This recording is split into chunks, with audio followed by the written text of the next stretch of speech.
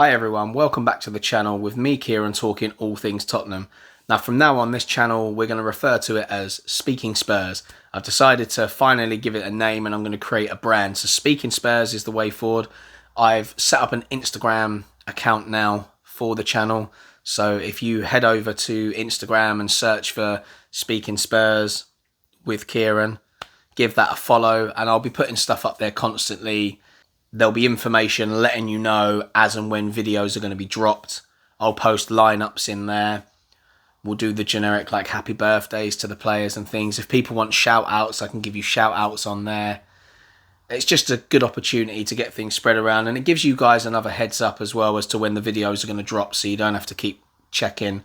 I mean, alternatively, you can turn on the bell notifications to this channel so you'll get notified when my next videos go live. And also, don't forget, if you haven't already, please subscribe to this channel and pop it with a thumbs up if you enjoyed the video. These things really help. I was actually looking at my analytics for this channel yesterday, and I think 70-something% of the people that view this channel aren't actually subscribed. And I thought that was quite incredible.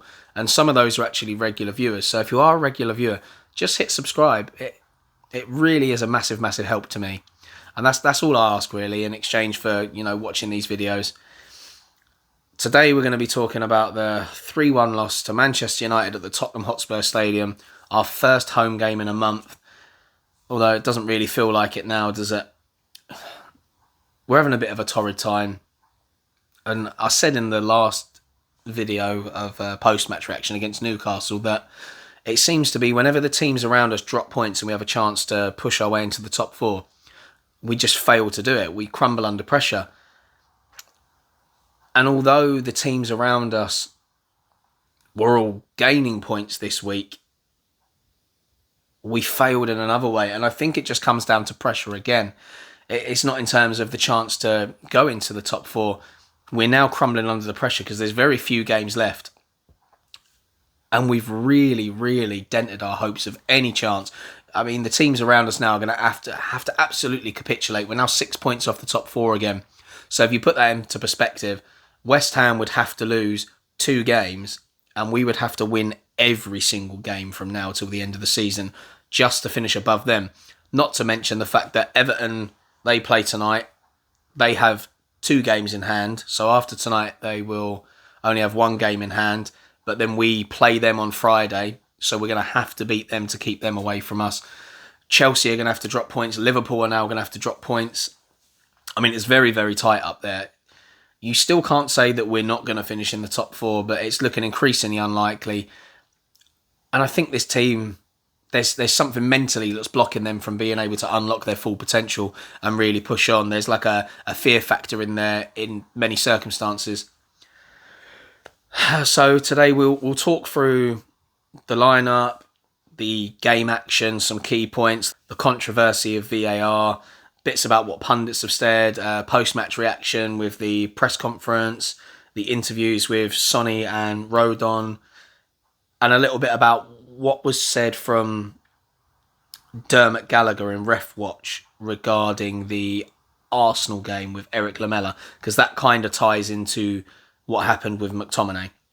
So we'll cover that, and then a few little more controversial bits that I'm going to add in. I'm going to try and keep it as concise as possible, although there's a lot to talk about, so bear with me on this one. First of all, and this is the second video in a week where I'm having to talk about it, racism within the game. So Sanchez obviously got some bad abuse last week, and now Sonny, the smiliest person that we have within our squad, has now been racially targeted. And it is just unacceptable. There's also been abuse to Raheem Sterling. And also, I can't remember which player it is now, but I think one of the West Brom players, after them beating Chelsea, has received a huge amount of abuse. I think now it has gone too far, and teams they do need to boycott the social media. The players need to boycott social media. I think they're going to have to take a stand. Tottenham have made an official complaint to the social media outlets that were involved to speak to them about it. and hope that they can get some sort of answer and reaction from it, because that's 2 players within the space of a week for us, and many more across not just the Premier League, but all leagues around world football. And then obviously there's a lot of hate speech going on just for, regular people, not just celebrities and things like that, because every single person, without a doubt, whether it be racial, just regular discrimination, any kind of hate speech, doesn't deserve it. It shouldn't be tolerated. So yeah, for the second week in a row, that's having to be mentioned, and it's very sad. But we'll move on now to the lineup. So Hugo Lloris in goal, Aurier on the right, Dyer and Rodon in the centre, and Reguilon on the left. So Dyer's been frozen out recently. I think he went 7 games without a start. He comes back into the side. Sanchez is dropped. Toby once again is out, but he was on the bench. And because Rodon was playing, Rodon was on the left of the 2 at the back, and Dyer takes up a place on the right. Whereas normally when he plays with Toby, Dyer's on the left and Toby's on the right. Which I think the right-hand side is more natural for Dyer, because as we know previously, he's played at right back for us. I think of the 2, he would prefer to play on the right rather than the left. So you'd think that would be a bit more balanced. Rodon's been good in his last couple of games. So that was the back 4. Then, as usual, we have Højbjerg and Tanguy Ndombele next to each other in the deeper positions. And then moving into the midfield, Sonny was back from the start on his favoured left-hand side.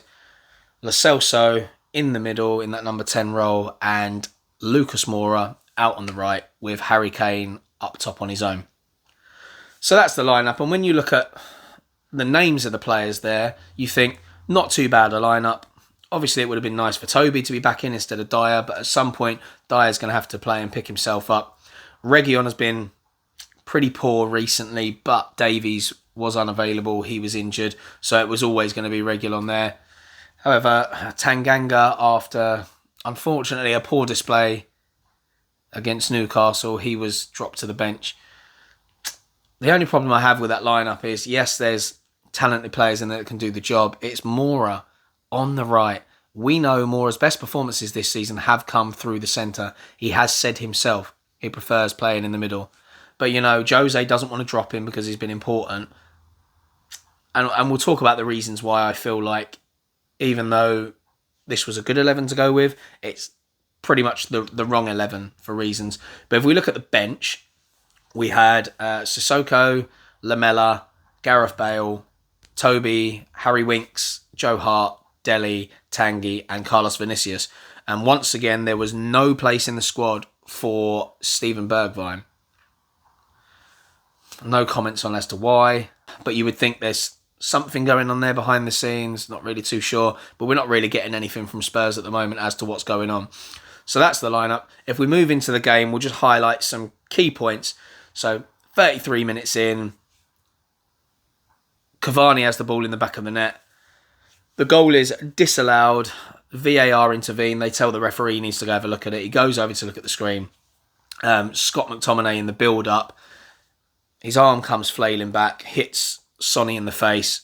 I mean, Sonny was down on the floor for a little while, and to me, it didn't look like there was a lot of contact, but what we need to remember in these situations, the players move at quite a lot of pace, and although it doesn't look like a lot of contact, when you're caught off guard and not expecting something, it quite often feels more painful than it would be if you were expecting it.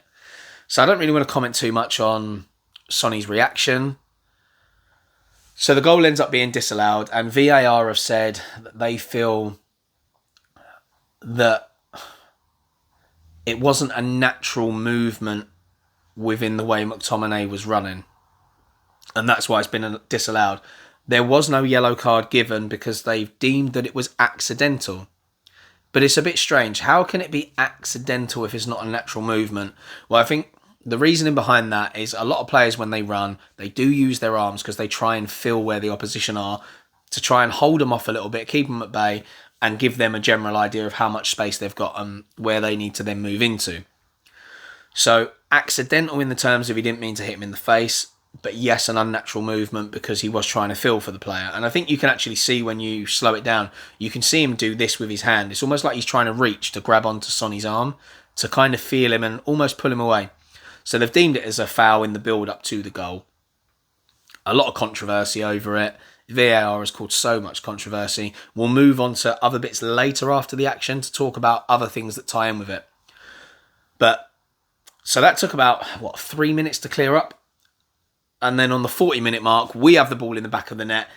And it's that man that was involved in the controversy, Heung-min Son.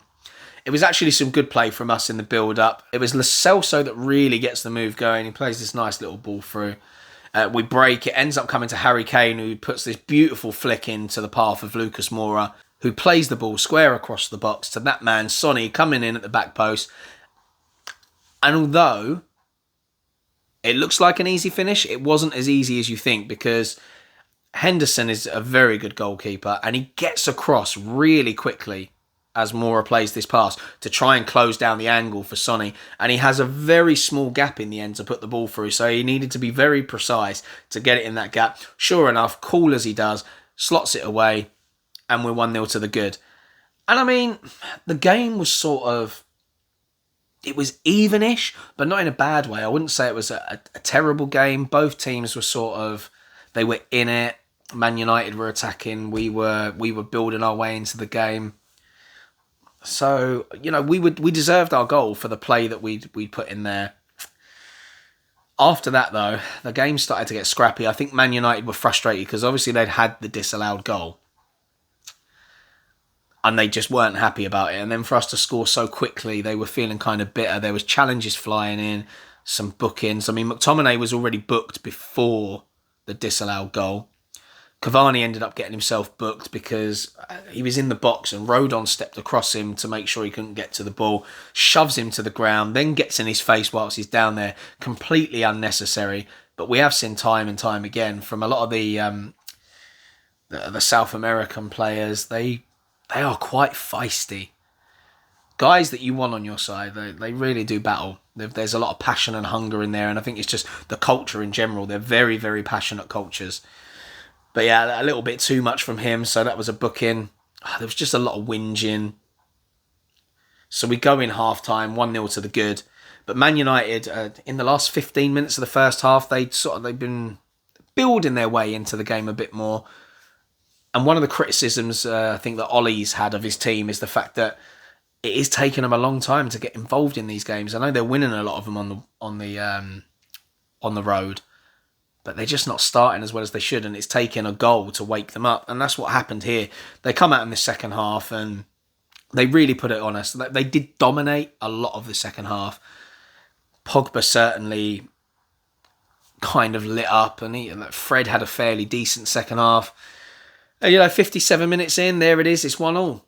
And it's that man, Fred, who rarely ever scores. And maybe that is his second goal for Manchester United since he's been with them. But it was pretty sloppy in the end, but there was some good build-up play for United. They worked the ball well, and then it just comes loosely right in front of goal. Fred couldn't really miss it. It was a bit like Willock for Newcastle. It was one of them where he's hit the ball, he's come off the bar and in, and Fred, he's smashed it and it's gone quite high in from very close range. You can tell why he's not a regular goal scorer. But nonetheless, it ends up in the back of the net. And then we decide to make a substitution. And there's been a lot of criticism about this one. We see Lo Celso goes off, Sissoko comes on. Now, on the front, that looks negative to start with, but the thinking behind that is Sissoko is more defensively solid than Tanguy. And as Man United were building their way back into the game, I think Mourinho's logic behind that was protect the defence and then move Tanguy forward for the creativity. But the problem is, when Tanguy sits deeper, he's better creatively than Sissoko, and he's not bad defensively. So I'd rather that he actually stayed there. But, Lo Celso comes off, Sissoko's on, Tanguy then moves further forward into that number 10 role.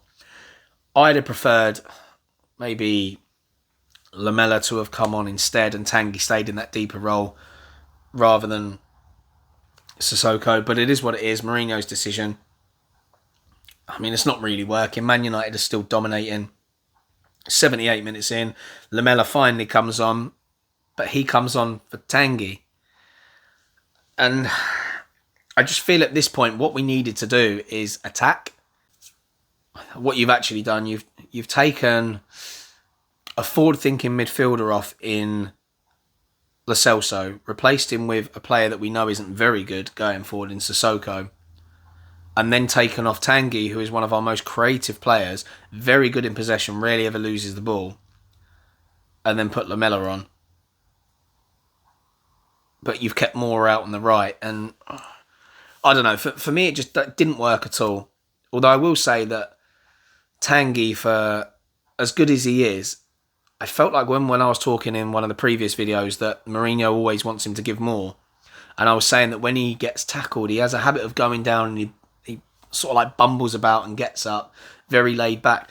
I actually saw in this game the amount of times he goes down. I think because he wins so many fouls, he's always expecting it. And I think in this game, he went down way too easy so many times. He spent a lot of time on the floor. And the referee, he let a lot go in this game. There wasn't loads and loads and loads of fouls called up. There was lots of times where there would be a player on the floor and it was one of them where you think he's probably going to blow that. He doesn't and play continues. There was loads of times when this happened. And then, a minute after Lamela's introduced, we then concede another goal and Cavani this time has the ball in the back of the net. It's a legitimate goal.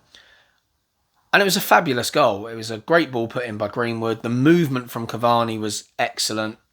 It was a bit of a strange one because Cavani's in the box and he's with Dyer. Now, Dyer's trying to keep an eye on what's in front of him and he passes Cavani over to Serge. It's not like there was no communication there whatsoever. But he's aware that he's drifting back, but he knows that Serge is there. And Cavani's movement it's incredible. In world football, he is one of the best strikers for his movement. And it just showed again. Serge ends up the wrong side of him. Lovely header into the corner. And there we are. We're now 2-1 down. I mean, defensively, technically, they should have done better. In that situation, I would like to see Dyer take a bit more control. Knowing how good Cavani is, I wouldn't have passed him over.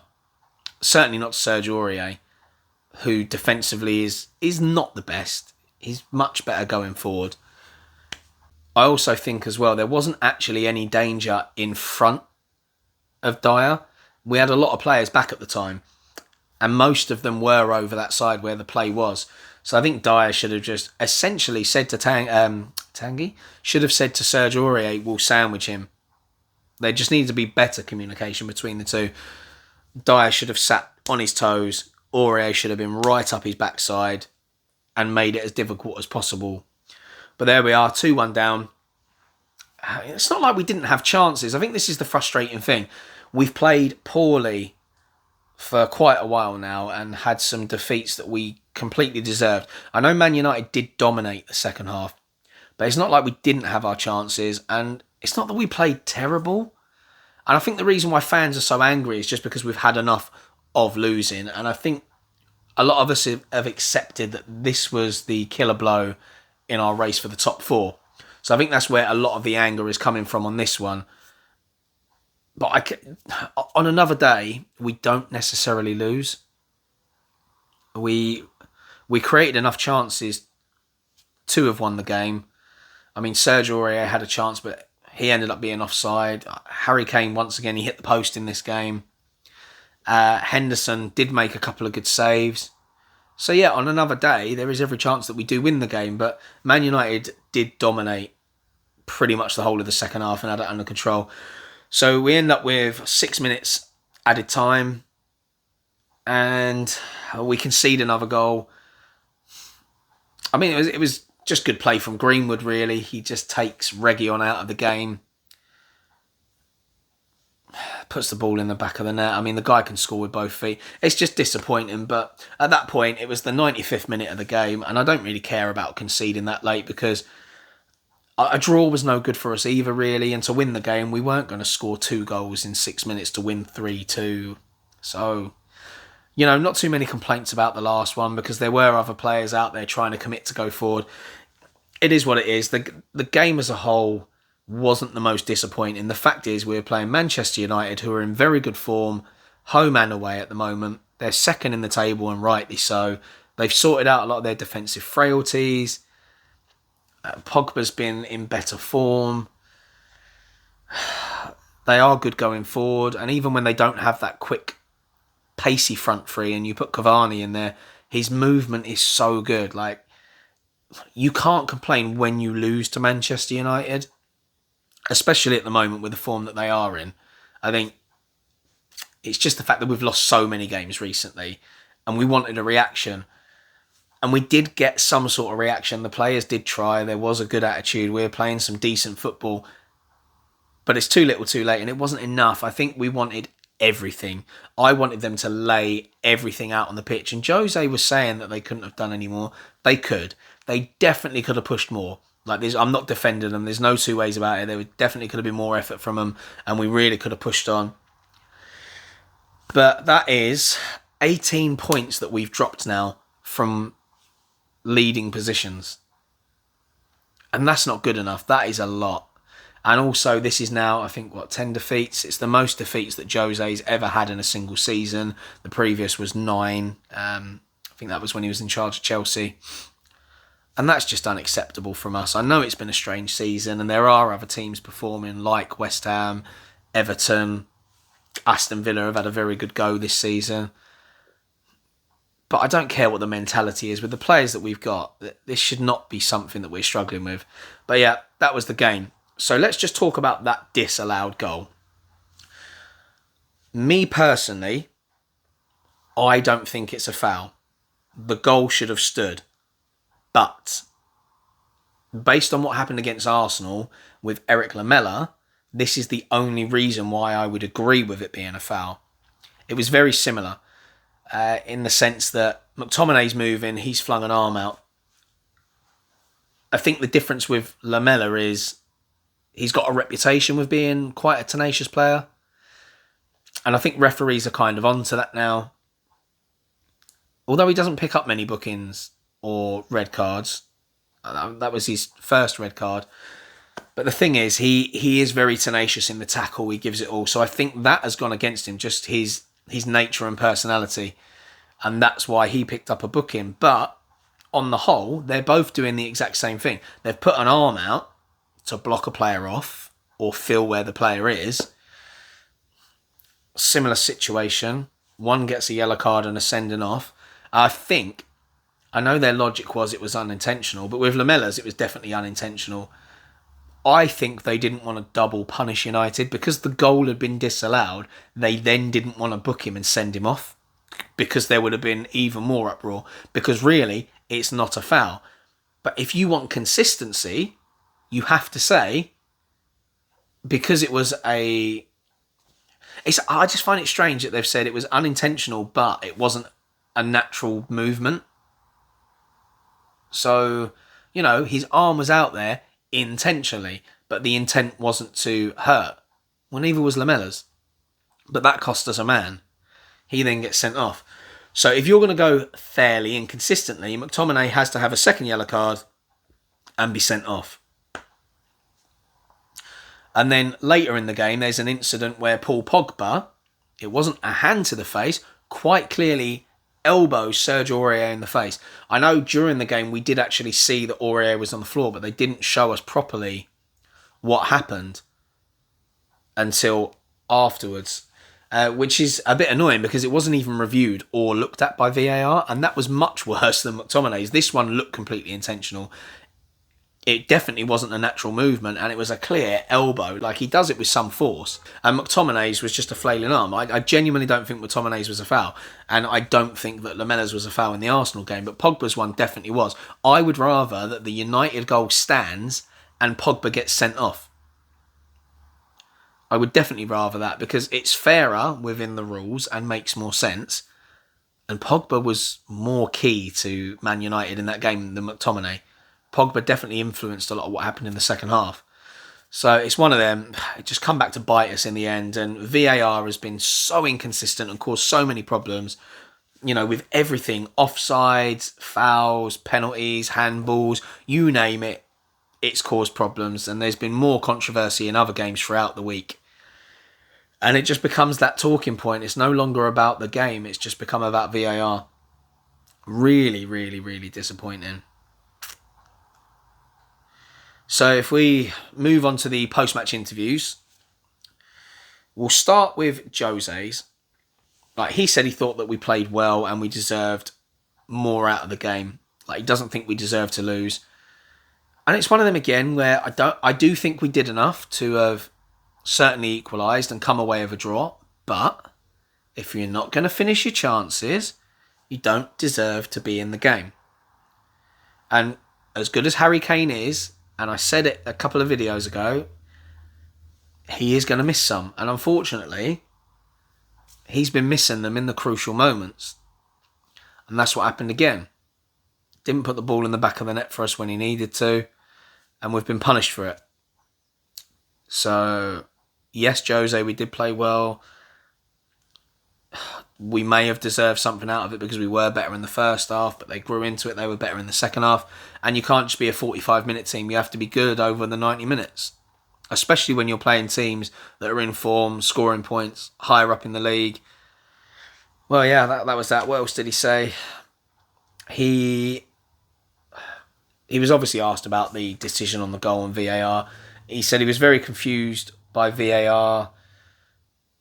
He kind of doesn't want to get involved too much with his opinion on it because I think he's worried that he's going to put his foot in it. So he wouldn't be too drawn on it. But he was confused, that the goal's disallowed for that one, but Pogba's elbow was worse and nothing was given. It wasn't looked at. And I think he had the Lamella one in the back of his mind from the Arsenal game. That it's not consistent. It's ruining the game. He says you don't know when you can celebrate a goal. But, he said we had chances to score in the game and we didn't. He was also furious with Solskjaer. Solskjaer came out with comments about Sonny saying that he's conned us, conned the referees, and that if his boy, his son, had gone down with something like that, he wouldn't be giving him dinner. And Jose was like, as a father, you should always feed your children. If you have to steal to feed them, you should. So he was furious. Apparently they had a bit of a Barney afterwards. Like there was some words exchanged. So he wasn't happy at all. He's been quite cagey with his interviews, and he was again. He doesn't want to go into too much about form, whether we've got any chances. He wants to analyse it behind the scenes. Sonny and Rodon were both interviewed. We'll go for Rodon's first. He looked fuming. He looked deflated. He said, we've got to pick ourselves up and go again because we've got this game Friday. He was asked about the atmosphere in the dressing room, and he pretty much openly said that he doesn't want to go into the details. So that tells you there is something going on. There were words exchanged, I'm guessing. Stuff going on. We've had Kane come out saying we haven't been good enough. Hugo was very public saying that, we've been a disgrace. Now, Sonny's interview was almost heartbreaking. He looked like he was going to cry. I don't know if he'd actually seen any of the racial abuse yet. So I don't think it was that. Especially based on seeing Rodon's interview, because he looked as deflated. But Sonny's like the smiliest guy, the happiest guy. Even when we lose, he's still got this little positivity about him. And honestly, go on to Tottenham's YouTube channel after you've watched this and just have a look at the interviews and have a look at Sonny's. The guy looked so deflated. He kept repeating himself. It was almost like, one, he wanted to burst out crying because he's so passionate about Spurs. And two, I think he wanted to say more. He wanted to speak about what's on his mind, but teams are very strict and they fine the players if they give away too much, and it doesn't create a good atmosphere. And I think he wanted to say more, but he checked himself and tried to stay very PC within what the club expect of the players. But I wish he just said what was on his mind, and I feel so sorry for him, and it was heartbreaking. He deserves better, and he still hasn't signed that contract yet. And they were saying that it was going to get done. Is it now? He could very well change his mind and look for a move elsewhere, which would be an incredible shame. But these players do deserve better. But there you go. That was the post-match interviews. What do we take away from this? Moura doesn't work in wide positions. Inconsistent refs and VAR across the games. Jose's lineups and subs, I question them time to time. We didn't play terrible, but it was just bad timing to play a team in such form. Had we played a lesser team in the league, I think we would have won that game. And with regards to the flailing arms and stuff, Dermot Gallagher, I went back and looked at his ref watch about the North London derby, and he said it is always a risk to throw your arms out when you're in possession of the ball, and you can usually expect a card from it, which Lamela did. So, on the face of things, you can't have these inconsistencies. If Lamela's is a second yellow, then McTominay should be. Something else that I noticed, it's been doing the rounds on social media, mainly Facebook at the moment. There was a little clip at the end of the game when the managers are going on. Jose goes behind Sonny and Pogba, who are talking to each other. He taps Sonny and then goes round the front of them. And Sonny instantly turns away and walks off, doesn't even acknowledge Jose. But from the angle, you can't really tell whether he was trying to put his hand out for Sonny or Pogba. It's not really too clear. A lot of people are jumping on the bandwagon saying there's a lot of problems there. Something's definitely going on. And it looks like there is from that. I'm not too sure. Take from it what you want. If you find it, have a look at it and comment below. Tell me what you actually think about that. Do you think there was a problem going on with them? I mean, I'm not too sure, but it looked pretty convincing that there's an issue there. But what is the answer, people? I mean, I have an issue with the lineups, and this is part of the reason why. I think what he's gone for, in terms of defence, I don't have too many complaints, but it's just further ahead. I think because Moore has been so good recently, he tries to fit him into the squad no matter what. And sometimes that sacrifices the team because he's not great out wide, but he also wants to play Lo Celso. And I think he has this habit with his attacking players. He always wants to put the most in form or players that he feels is the best in those attacking positions. And that's great, but it leaves it imbalanced. So sometimes it's better to play a player that hasn't been in as much form in one of those positions where he's better suited, like Steven Bergwijn.